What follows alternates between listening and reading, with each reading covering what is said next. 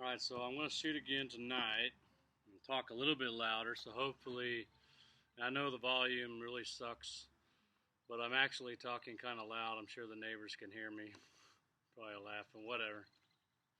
Anyway, I wanted to shoot this because I had sort of an epiphany.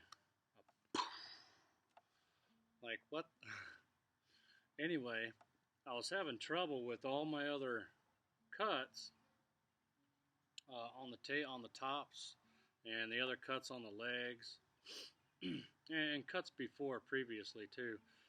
And I had seen this technique before, but never really had the opportunity to apply it until now. And then now that I need to use it, I forget about, I forgot the lesson. But good thing I have a brain, and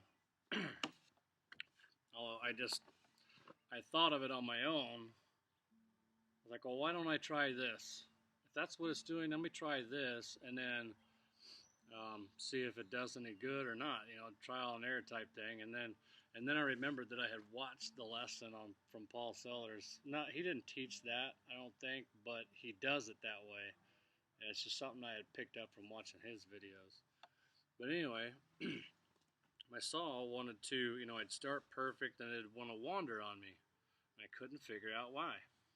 And I know a lot of people have this problem, especially with larger timbers like this. So I wanted to shoot this just in case somebody else was having the same problem. So the problem is that it walks just a little bit, no more than an eighth. But the solution is to start it. I barely start it right here, and then I bring it flat, and I saw flat across the top, and then I bring it down, I drop my hand, and saw on this back side back here.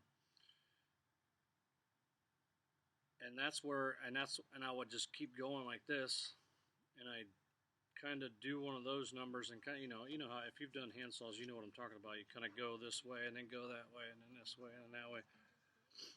But the trick is, you have more control if you need to correct. If I need to correct this side, it's over here on this side. It's much easier because I'm right here next to the control. Whereas if I'm trying to correct over on this side, this far away from the control, it's going up. Everything up here that's already in the cut is going to follow that curve no matter what, really. You'd have to literally sit and hold it over on this end to get it to do anything.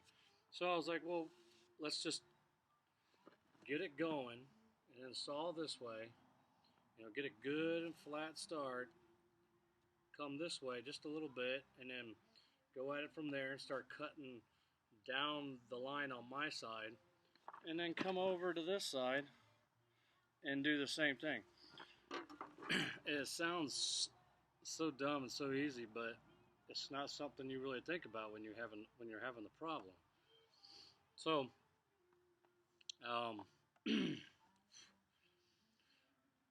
I did it the last 2 times, and in fact, it was the board that I did right here.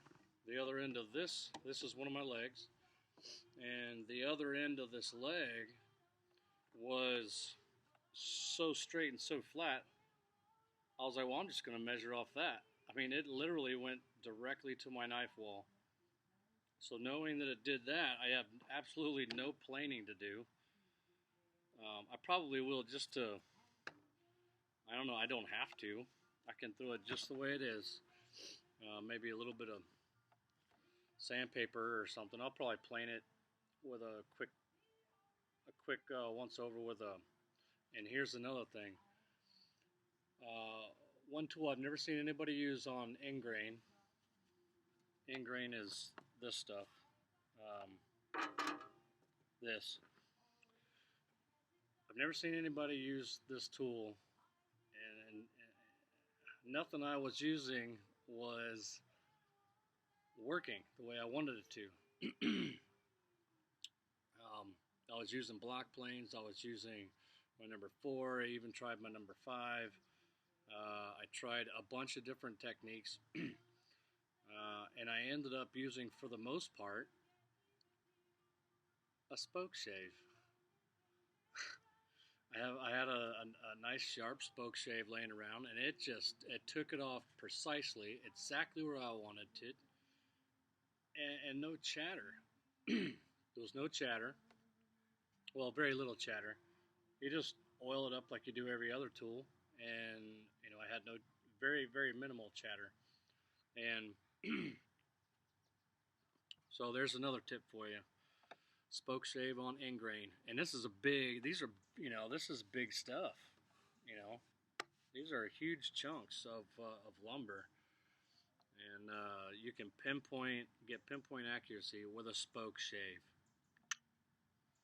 150, a Stanley 151 spokeshave is what I was using. The only other spokeshave I have is a record, and but it's a half round, or a round nose.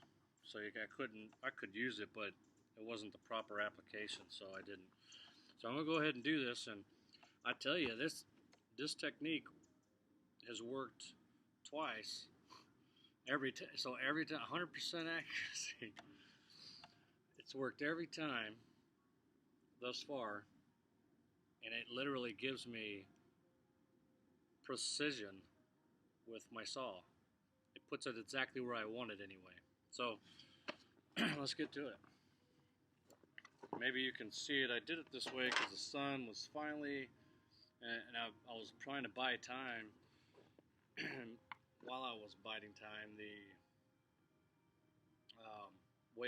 trying to wait for the sun to go down so I had better lighting, I went ahead and took the top off the Jeep. It's about that time. So going to work will have its perks, going to and from work. Actually being at work, well, everybody knows that it's not, for me anyways, that sucks. But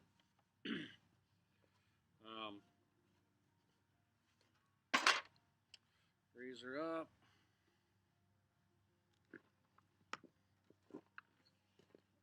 And just like any other cut, getting it started, getting the initial kerf, that's the hard part. So you do your knife wall all the way around, then I dig it a little deeper with with a chisel, just to give myself a little ledge. It literally puts a little groove in there for me for the saw to rest in. Not that it actually does that great a job, but it's better than nothing. But everybody knows that getting this first kerf started, getting the saw started where you want it to, is usually the most challenging. Once you get past that, it's all downhill. So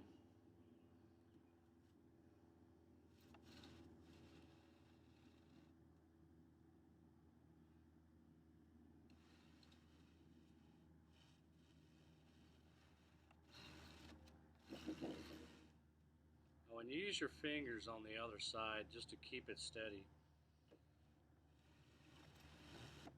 So it's going right where I want it.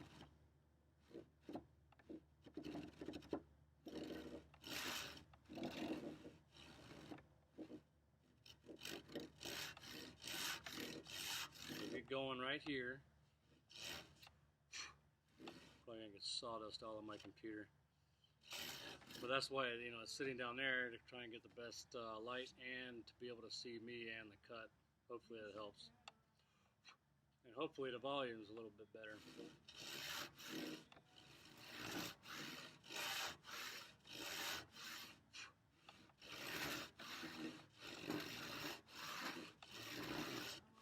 Get it good here, and then slowly drop.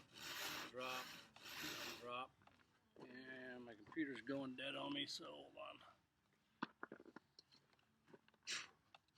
Yeah, you know it's not going to be that long of a video because my battery might go dead. It's kind of low. So get it going there, and you need to drop your hand into this back curve.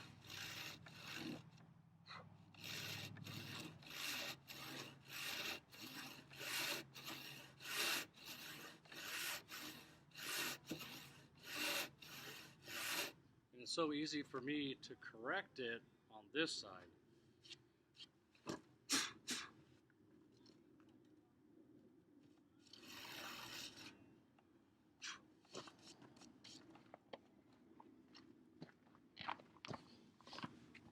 I'm listening to Rodney Carrington right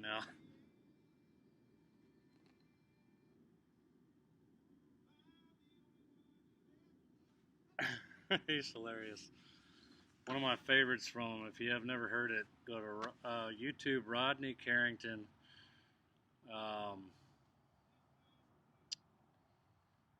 Show them to me. It's hilarious.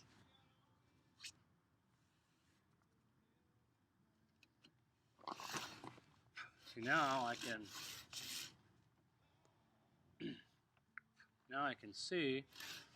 Granted, it's on the other side, so it's a little bit tougher, but I can still see, and I literally just, instead of having to go on this side and I can barely see what I'm doing, I just do like that. I go up through the cut, and then I just pull it up and peek, and see it's right. You may not be able to see, but it is right there on the line.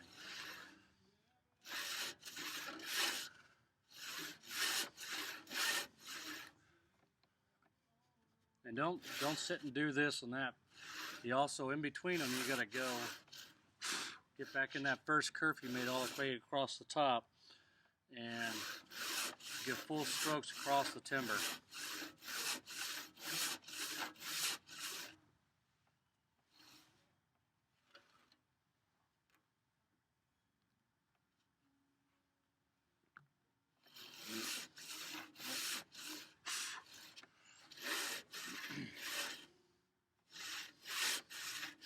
Yeah, you can't pull out and do that because then there's still sawdust in there. You gotta go through and peek.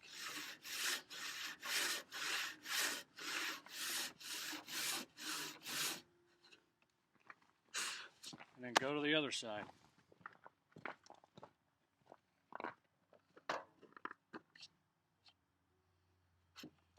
I thought at first, like, okay, it's gonna give me great right on the edges, and then it was gonna leave me fat in the middle, but it didn't. It was like I was looking at something cut straight off of a chop saw. It was great.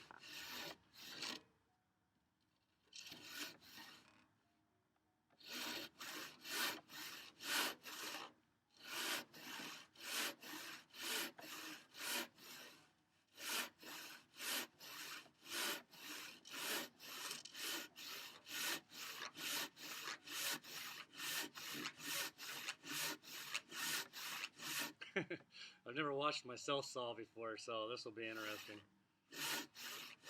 Like from an actual decent picture. And as you can tell, I live out in the sticks. Yeah, which is why it makes it so difficult to give this place up if I have to. If I have to move, then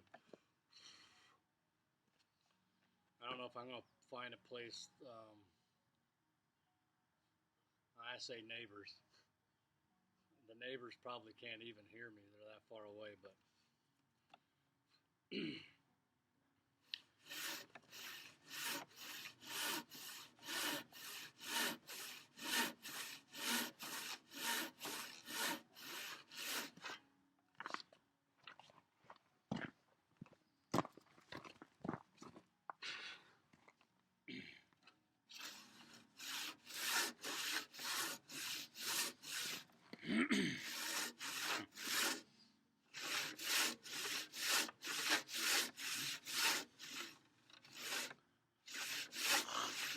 this is so awesome.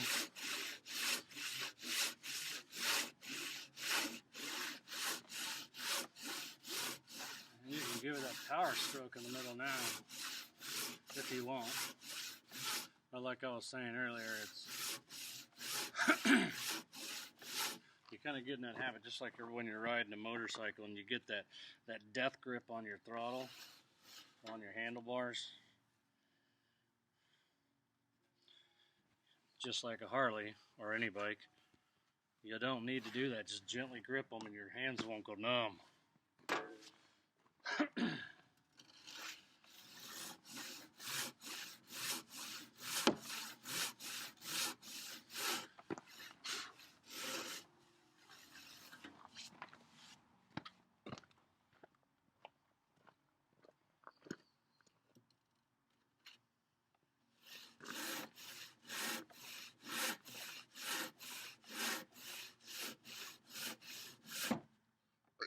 I guess it would have made a fool out of me if this didn't work on, but it's working perfectly, just as I wanted it to. So.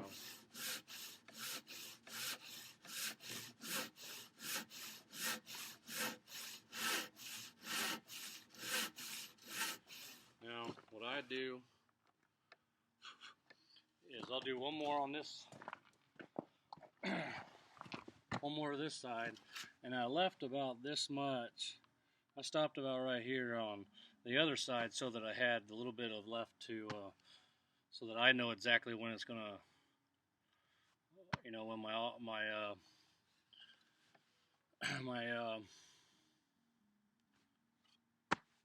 offcut's gonna come off my waist.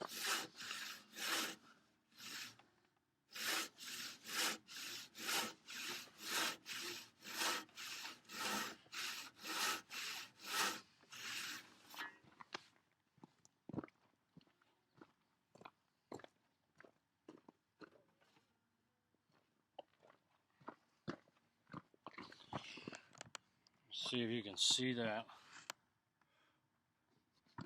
I mean, that is dead nuts accurate right there. Doesn't get any better than that.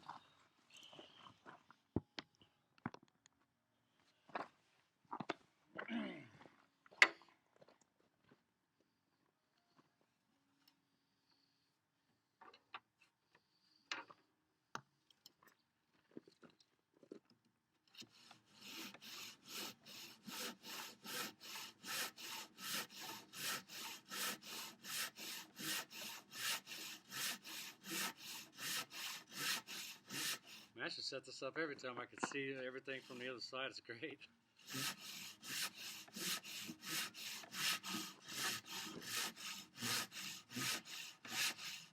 Well, it doesn't take long once you're that close, does it?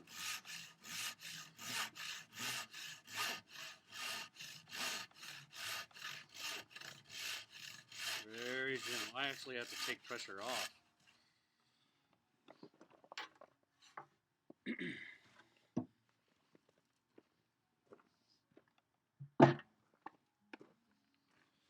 And that's all there is to it. So it took, I guess, about 8 minutes. About 8.5 minutes to cut that. And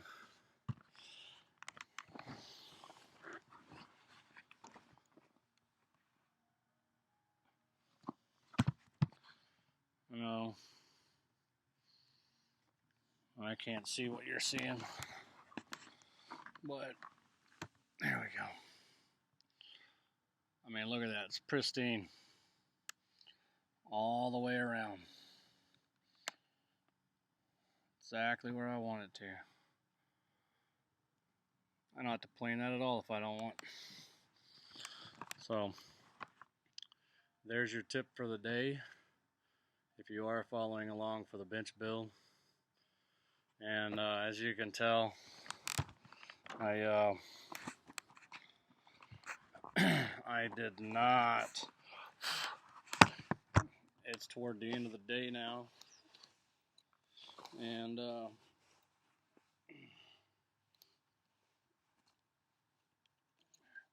barely had time enough to get the top off my Jeep, and yeah, it's still hot out here. Tomorrow's gonna be 10 degrees hotter than this. It only got to like 70 today, but it felt like 90. And Tomorrow it's supposed to be up into the 80s. I am not a warm weather guy. I don't mind the clear blue skies, but I do like rain. It's needed. It's a must. And up here in Washington, we get plenty of it. So, and Mom, hi Mom, but I know you're always wanting to, have a cup of Joe, cup of coffee with with your son. So you give me a call when you pour a cup of coffee. Well, if you haven't figured out by the videos, I'm constantly drinking coffee, like nonstop. So odds are, if you see me seeing a video of me, or just randomly anytime during the day, if you can pretty much guarantee I got a cup of coffee in my hand. I guess the Navy did that to me, but that's about it for now. My bro Mark is supposed to be here tonight. He's gonna swing. He's in town tonight. He's should be over tomorrow. I thought he'd be in some other, a lot earlier than that this weekend, but if he was, I would have been hanging out with him, and I wouldn't have got squat down on the bench. So I guess it kind of all worked out, but I'll see if I can't get an early day tomorrow and split out of there and hang out with my bro. Again, if you have any questions or comments, or you just want to tell me I suck at making videos or whatever, leave me a comment down below. Don't be afraid. And hit the like button so I know you like it, or the down button if you don't like it.